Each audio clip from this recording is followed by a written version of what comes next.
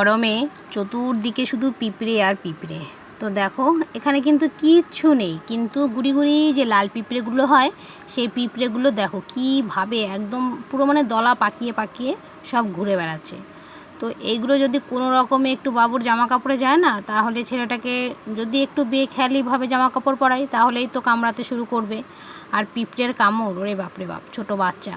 তো ওই জন্য কিছুই নেই, কিন্তু এত পিঁপড়ে কেন এলো বুঝতে পারছি না। তো ওই জন্য সবটাকে এখন আবার ধুতে হবে, ওই জন্য সব নামিয়ে নিচ্ছি। তো দেখেছিলাম চেস্টের ভেতরে ঢুকেছি কি না, কিন্তু দেখলাম যে না, চেস্টের ভেতরে ঢোকেনি। এখানে দেখো আবার সেই অনলাইন ক্লাস শুরু হয়ে গেছে, তো বসে গেছি। আজকে দেখো প্যান্টটাকে আর চেঞ্জ করায়নি। প্রথম দিন তো বেশ ভালোভাবেই বসিয়েছিলাম, তারপরে দেখছি অনেকেই না গরমের জন্য ড্রেসটা পরছে না। তো সেই জন্য আমিও ভাবলাম থাক, ওদের এই ড্রেসগুলো কিন্তু সুতির না, তো সেই জন্য ইচ্ছেই করে না পরাতে, কিন্তু তবুও জামাটা জাস্ট পরালাম। তো খুলে দেবো, এক্ষুনি খুলে দেবো, কারণ বেশিক্ষণ আমি পরিয়েও রাখছি না। আমার ঘরে প্রচণ্ড গরম, প্রচণ্ড। একটা ছোট বাচ্চা এতক্ষণ এই মানে এগুলো কি মিক্সিং বলতে পারবো না, কিসের জামা প্যান্ট আমি জানি না, তবে একটুও ভালো কোয়ালিটি না, বাজে, একদম বাজে ড্রেস। তো তোমাদের দাদা একটু বেরোবেও ওর দরকারি কাজে, আর আমি স্কুল থেকে যে লেখা দিয়েছে সেই লেখাগুলোই এখন ওকে লিখতে দেবো আর কি। তো সকাল থেকে কোনো কাজ শেয়ার করিনি, ওই যে বললাম একটু ব্যস্ত আছি, বাড়িতে কাজ হচ্ছে, মিস্ত্রিরা এসছে, তারপরে রান্না বান্না, আর ছেলে যেহেতু ওর বাবা এসছে এতদিন পরে, মানে দুষ্টুমির মাত্রা আরও বেড়ে গেছে, বায়না।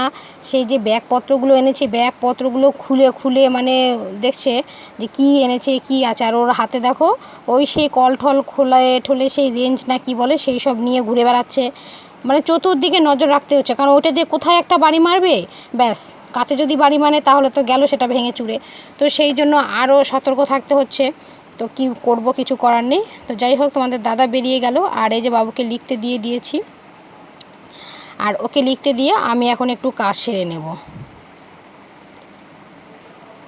বাসন সকালবেলা যে রান্না হয়েছে সেই বাসন সবই মাজা হয়ে গেছিলো, কিন্তু মানে ঘরে আর নিতে পাইনি, কোনো রকমে মেজেই চলে গেছিলাম। আর কড়াইগুলো এখনও মাজা হয়নি, নিচে আছে কড়াইগুলো, ওগুলো একটু বাদে মেজে নেব। তো আগে এই বাসনগুলো একটু ঘরে রেখে আসি।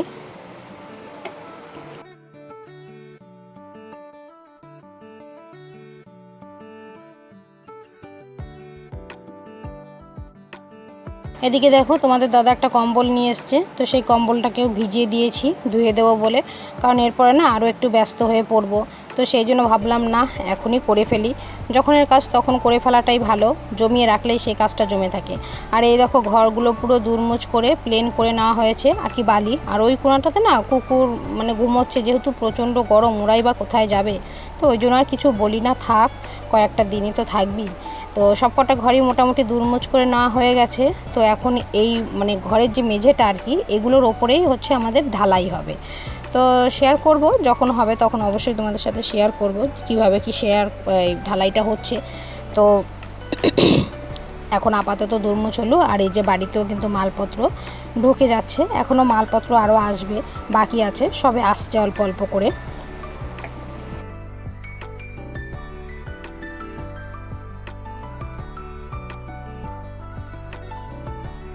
তো রান্নাঘরটা গুছিয়ে নিয়েছি, কিন্তু মুছে পরিষ্কার করা হয়নি, গ্যাসটাও মোছা হয়নি, ওগুলো করব।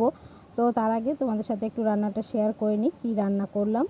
তো ওই যে এখন যেহেতু গরম, আমরা প্রতিদিনই কিন্তু টক খাওয়ার চেষ্টা করছি, প্রচুর পরিমাণে টক খাচ্ছি, টক ডাল খাচ্ছি, টক খাচ্ছি, আমের টক খাচ্ছি, তার সাথে তো দই আছেই।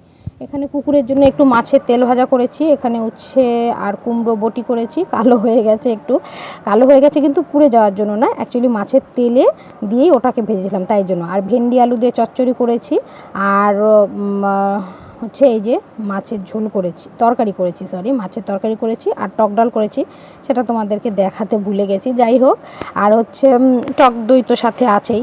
তো তোমাদেরও একটা কথা বলবো, যা গরম পড়েছে তোমরাও প্রচুর প্রচুর পরিমাণে টক খাও। টক কিন্তু আমাদের শরীরটাকে খুবই ঠান্ডা করে, কেমন মিশ্রি কিংবা আখের গুড় এগুলো ভিজিয়ে জল খেতে পারো। আর এই যে তোমাদের দাদা গেছিলো ওর একটু দরকারি কাজে, সেখান থেকে চলে এসছে, আর আসার সাথে সাথে এই ছেলে কী এনেছো, মানে বাইরে থেকেই দেখছে কী এনেছো। তো দই ঘরে যা আছে আজকের দিনই হবে, আর ওই জন্য ও আবার দইও নিয়ে এসছে, অনেকটা একটু বেশি করেই এনেছে, যেহেতু ছেলেও ছেলে তো আর সব রকমের টক খেতে খায় না, তো ওই জন্য ওকে একটু দইটা এখন বেশি করেই দিই। আবার আমরা দুজন, মেজদা যেদিন বাড়ি থেকে সেদিন মেজদা, তো ওই জন্য দইটা আমাদের একটু বেশিই লাগছে। তাই নিয়ে এসছে দই। অ্যাকচুয়ালি বাড়িতেও পাতা যায়, কিন্তু অত দুধ আবার কোথায় পাবো, সেই জন্য আর বাড়িতে পাতা হয় না, ওই জন্য কিনেই খেতে হয় আমাদেরকে। ছাতু বারন্ত, একদমই বারন্ত, যেহেতু বাবুকে সকালবেলা একটু ছাতু দিয়ে শরবত খাওয়াই, তো সেই জন্য একটু বেশি করে ছাতু আনতে বলেছিলাম। তো গণেশ ছাতু আনতে বলেছি, তোমাদের দাদা সত্যের নিয়ে এসছে। আর হচ্ছে লেবু এনেছে ছেলের জন্য, লেবু খাওয়ানো হচ্ছে না কয়েকটা দিন থেকে, তো ওই জন্য একটু লেবু নিয়ে এসছে। আর আমার জন্য দেখো নিয়ে এসছে একটু চিয়া সিড। আমারও চিয়া সিডটা শেষ হয়ে গেছে বেশ কিছুদিন, তাও 5-6 দিন হয়ে গেল খাচ্ছি না। আর অ্যাকচুয়ালি 5-6 দিন হয়ে গেছে খাচ্ছি না, তাতে কোনো অসুবিধা নেই, কারণ কোনো জিনিস একঘেয়েমি খাওয়াটা হয়তো ঠিক না, তো ওই জন্য একটু গ্যাপ পড়েছে, অসুবিধে কিছু নেই। তো ছিল না, ওকে বলেছি, ও আবার নিয়ে এলো, তো আবার কাল থেকে খাওয়া শুরু করব, এই আর কি। ওদিকে তোমাদের দাদা চলে এসছে, তো বললো একটু নুন দিয়ে আর লেবু দিয়ে একটু জল করে দাও, তো ওর জন্য একটু লেবু আর নুন দিয়ে জল করব, চিনি দেবো না, শুধু নুন আর লেবুর জল করে দেবো।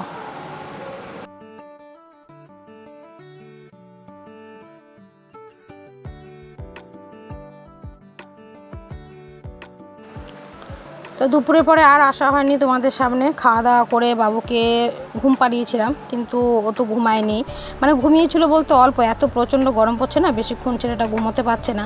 তো যাই হোক, উঠে গেছি, উঠে গিয়ে দেখো এখন বাসন যে মেজেছিলাম সেগুলো আর রাখাই হয়নি, তো ভাবলাম যে না, বাসনগুলো অন্তত গুছিয়ে রাখি, কাজ একটু আগিয়ে রাখা যাক, না হলে আবার অনেকটা মানে কাজ জমে গেলে করতেও কষ্ট হয়। সন্ধ্যের পরে এখন একটু ব্যস্তই থাকবো, যেহেতু তোমাদের দাদা আছে, তার জন্য চা করা, টিফিন করা, মিস্ত্রিদের চা দেওয়া, তারা বাড়ি চলে যায়, হ্যানা ত্যানা অনেক কাজ এখন এক্সট্রা আছে, তো সেই জন্য বাসনগুলো সবই গুছিয়ে রাখছি।